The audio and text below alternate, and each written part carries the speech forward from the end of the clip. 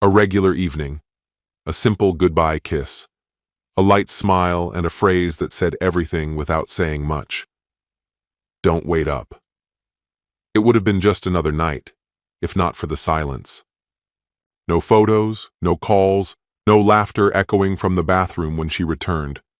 Just a cold phone screen and a name that unlocked everything once believed to be solid. He didn't cause a scene, didn't shout, didn't punch a wall. He started to listen, to watch, to gather. And when the picture finally came together, he didn't destroy it with rage. He waited. He planned. He became a shadow that saw everything. And then he struck. Not with weapons, but with precision. One file. One click. And everything built on lies began to crumble. Her world, her mask, her perfection shattered against a truth she didn't dare admit even to herself. And that was only the first act. The real show was still to come. Hello, my friend. I'm so glad you stopped by my channel.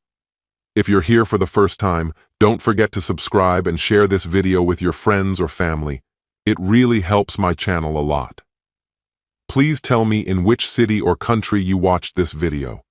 I value every one of your comments, so let's get started.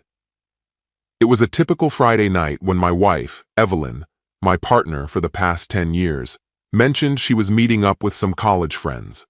She carefully chose an outfit she loved, one that always highlighted her best features, and the excitement on her face was unmistakable.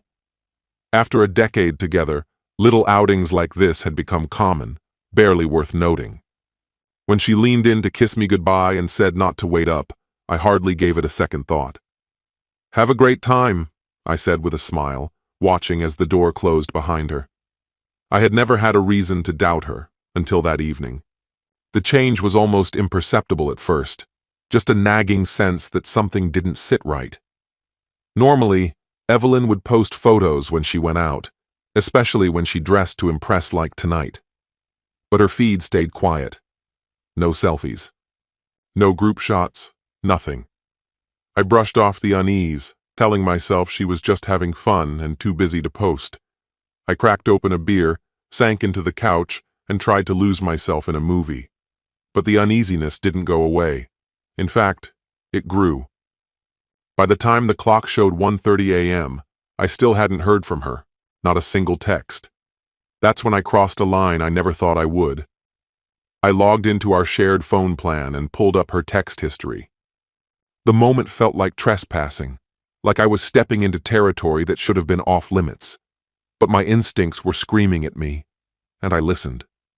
What I found confirmed everything I didn't want to believe. One name kept popping up over and over: Ralph. It only took a few scrolls to destroy the comfort of ignorance. Ralph wasn't some college friend. He was someone new, someone she had met online. Their texts revealed weeks of communication, flirty exchanges, personal confessions, pieces of her she used to share only with me. And now, tonight, she was with him. My stomach twisted as I read the messages. Nothing overtly sexual jumped out, but the emotional intimacy was unmistakable. They spoke in a way that suggested a long, growing bond. They shared jokes, personal thoughts, little moments. Then came the line that hit like a punch to the chest: "Can't wait to see you tonight." I felt like the air had been knocked out of me. This woman, my wife, my partner, the person I'd built my life around, had chosen someone else. While I was at home holding on to the belief that our marriage still meant something, she was out embracing a new connection. She came home just before 3:30 a.m., her entrance quiet and deliberate, her heels tapping lightly on the hardwood as if trying not to wake me. Her hair was tousled, and there was a faint trace of alcohol on her breath. "You're still awake?" she asked, surprised. "Yeah," I said calmly. "Couldn't sleep." I kept my eyes on her. "How was the night out?" She hesitated, not for long, but enough. "It was nice, just a few of us catching up. I didn't realize how late it got." I watched her closely. She wouldn't meet my gaze, instead busying herself with removing her shoes and lining them up neatly. That tiny act of deflection told me everything. "Who was there?" I asked, casually. "Oh, just some old classmates," she replied too quickly. "You don't know them." A lie. I knew exactly who had been with her. It was Ralph. Only Ralph. I held my tongue. I wanted to confront her, to demand the truth, but I didn't have enough, yet. I needed the full story. I needed proof, not just for peace of mind, but for something deeper, for clarity, for consequences. Over the next few days, I quietly began collecting the truth. When she wasn't looking, I sifted through her phone. I checked her social accounts, piecing together timelines. I learned how they'd met, through someone they both knew. The conversation had started innocently, then slowly grew into something more, something that edged me out of her life. I began cross-referencing her claims. The nights she said she was out with friends matched the messages she sent to him. It all fit too well. This wasn't a spontaneous lapse in judgment. It was an ongoing affair. Then one evening, while she showered, I found what I had dreaded most. A photo. Ralph's arm draped around her waist, her head resting on his shoulder. They were laughing, comfortable, close. That wasn't how friends looked at each other. My hands trembled as I stared at the image. My heart pounded so violently that I could barely think. Anger surged through me, but beneath it was a colder emotion, a focused clarity that cut through everything else. I wouldn't yell. I wouldn't beg for explanations or apologies. That wasn't what this moment called for. I needed to do something different, something she wouldn't forget. So I began to strategize. I let her believe she'd gotten away with it. I stayed close enough to seem normal, careful not to arouse suspicion. All the while, I dug deeper. I researched Ralph, his social media, his job, his digital trail. He left clues everywhere. He had no idea what was coming. I invented a persona, someone who could plausibly exist in Evelyn's world, a familiar enough figure to seem like a mutual friend. Through that facade, I approached Ralph online, gradually building a believable digital rapport. Over time, I earned his trust, peeling back layers of his life without raising suspicion. He had no idea. Simultaneously, I installed hidden surveillance devices throughout our house, capturing every moment she spent messaging him. I archived their calls, logged their meetups, and documented every interaction. This wasn't about legal justice. I was orchestrating something far more calculated. I was waiting for the right moment. When Evelyn casually mentioned she'd be out for coffee with a friend, I already knew her true destination, Ralph's apartment. I let her leave without confrontation. But I wasn't passive. My final plan was already underway.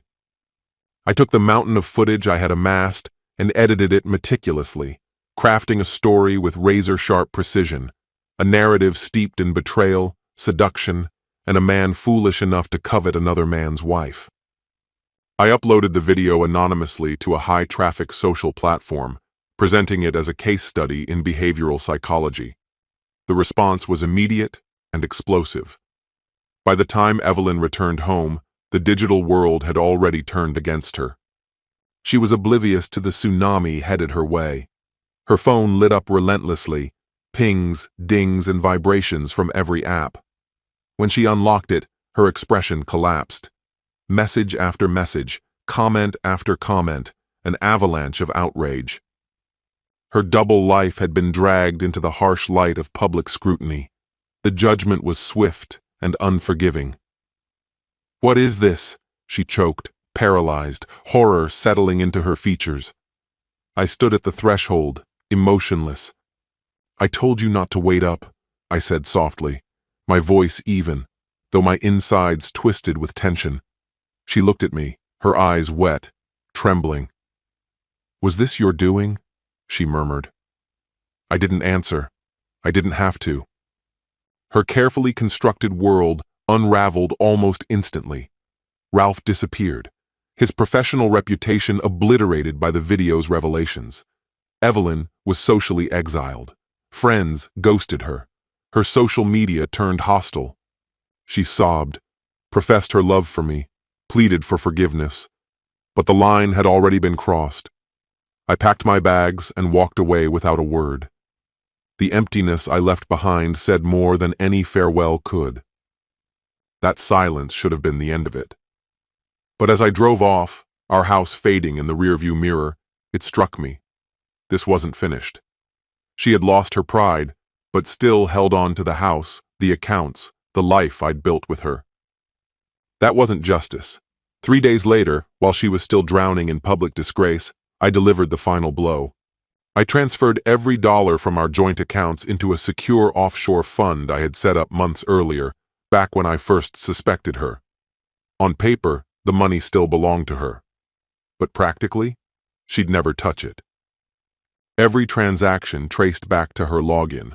After all, she was careless enough to leave her passwords scribbled in a bedside notebook. But I had one more card to play, and it was reserved for Ralph. One of my recordings caught him casually admitting to insider trading during a private dinner with Evelyn. That clip, intentionally withheld from the public video, was my ace. I sent it directly to his employer. The SEC opened an investigation within days. His co-workers, eager to save themselves, turned over even more incriminating material. Last I heard, he was facing 7 to 10 years behind bars. For Evelyn, though, I wanted something more intimate. My cameras had captured her most raw, unfiltered moments, the breakdowns in dark rooms, the slurred, tearful late-night calls, the bitter fights with her family. I assembled those into a second video, but this one wasn't for public eyes. I sent it directly to every contact in her phone under the subject line, "Your daughter, your friend, the truth." The backlash was immediate and vicious. Her father, a prominent church leader, publicly condemned her that Sunday. Her sister erased all digital ties, even reverting to her maiden name. The yoga studio where Evelyn worked part-time fired her, citing violations of their ethical code. And then came the final blow. I filed for divorce under our state's fault-based law. With my thorough documentation, the judge awarded me everything: the house, the vehicles, even her grandmother's prized jewelry. That prenuptial agreement she once laughed off? Not so funny anymore. I sold it all, donating the proceeds in her name to a local charity for infidelity survivors. A regional paper picked up the story, quoting me in a profile about perseverance and starting over. The last I heard, Evelyn was working overnight shifts at a roadside diner in the next county. Ralph's attorneys had burned through every possible appeal. As for me, I'm outlining a book. After all, a story like this, of betrayal, retribution, and careful execution, deserves a proper ending. This story has come to an end. What's your opinion? Share it in the comments, my friend. And if you like this story, check out other exciting videos on my channel. I'll say goodbye until the next video. See you.